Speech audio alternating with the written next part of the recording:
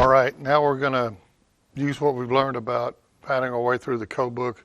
We're going to answer some questions. So on question review, we're looking at first question. Conductors tapped from a 50 amp branch circuit supplying electric ranges, wall-mounted electric ovens, counter-mounted cooktops must have an ampacity of at least blank and should be sufficient for the load.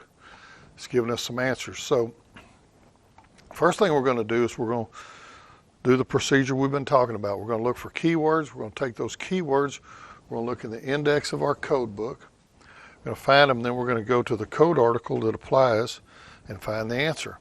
So I'm looking at this. Conductors tap 50 amp. Branch circuit is a pretty good keyword. And then supplying electric ranges, wall-mounted ovens, counter-mounted cooking units. If there's a piece of equipment, I always go to that piece of equipment. You could go to branch circuits too, but I'm going to go to the piece of equipment because that's usually the better place to look. It's my preference. So let's look at that. So the first thing comes up, electric ranges. So in my code book, I'm going to look in my index, have tabs, QRS. So I go to page 886. Top right hand side there I see ranges 422.16. I go down, read a little bit more, and there's branch circuits. That's another one of the keywords we're looking for, right? You see ranges italicized on the top right hand side of page 888. And then I look down a bit and I see branch circuits. So highlight ranges, branch circuits, 210.19A3. So man, that looks like a good place to go. So now I'm going to go on my code book to 210.19A3. I don't have a tab at 210, but I have 220, so I'll go to 220 and I'll back up from there.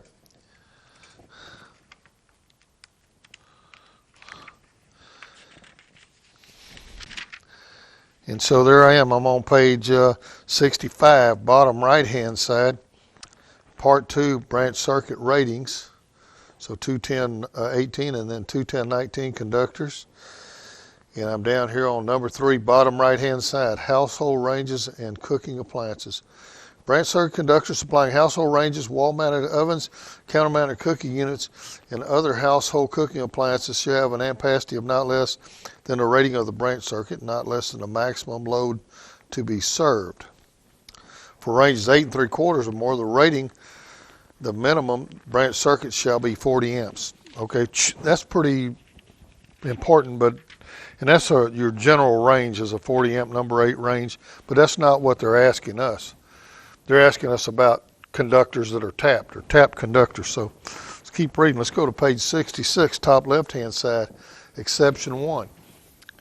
If they have exceptions apply on all your questions, unless specifically on a test they have a question that says, exceptions do not apply, but exceptions are part of the code book. So exception 1, conductors tapped from a branch circuit not exceeding 50 amps, supplying electric ranges, wall-mounted electric ovens, counter-mounted electric cooking units, shall have an ampacity of not less than 20 amps and shall be sufficient to serve the load to be served. So that looks just almost exactly like the question we had. So conductors tap from 50 amp branch circuit supplying electric ranges, wall-mounted electric ovens, counter-mounted cooktops must have an ampacity of at least 20 amps. So it'd be B. And that is 210.19A3. And I'm going to show you what they're talking about. So it says I could have a 50 amp branch circuit. So let's say we have a 50 amp 2-pole. Feeds into my kitchen. I can hit a J box. Come out of it. This would be a cooktop, right? And this could be wall-mounted ovens. And these could be, minimum, they could be number 12. That'd be 20 amp. 20 amps. Now, in real life, most of these I see are 30 amps. I've never seen any in number 12, but they might make them. Just because I hadn't seen them doesn't mean they don't make them. But 30 amp number 10 is pretty common, and this is done. Now, I know a lot of times we don't do it. A lot of times we feed a 30 amp and a 30 amp to these appliances, and that it works out just fine. Remember the code is a minimum, but they're saying this will work, and this has been used quite a bit. Some of our divisions might use it right now. I've used it myself a lot of times. This also comes into play. Let's say I'm in an existing kitchen, or they change the kitchen from a standalone range, plug-in range, to now all of a sudden they got a cooktop and an oven. I can do this and make that work. Now, what's protecting these number 12s? Because it's on a 50 amp breaker? Not much, really nothing, because they're tapped into that. If something happens in here, they could burn up. Is that dangerous? Maybe. Is it code? Yes, it's code. It's okay with the code. So that's the way it works. You're going to see, we're talking about this as test prep, so we're talking about testing. They're not going to ask you things on the test that are just things that are normal. They're not going to ask you how to wire a house, or all of you would do great. They're going to ask you little things out of the code, little portions out of it that a lot of people don't know about. Say some people use this probably right now every day, and there's nothing wrong with it. Totally legal. All right, let's go on to our next question.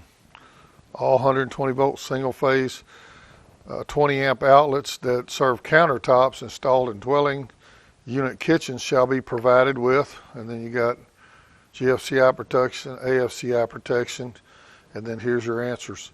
So I think most of us probably know this answer. Remember, these are countertop that serve the countertops, but let's look it up.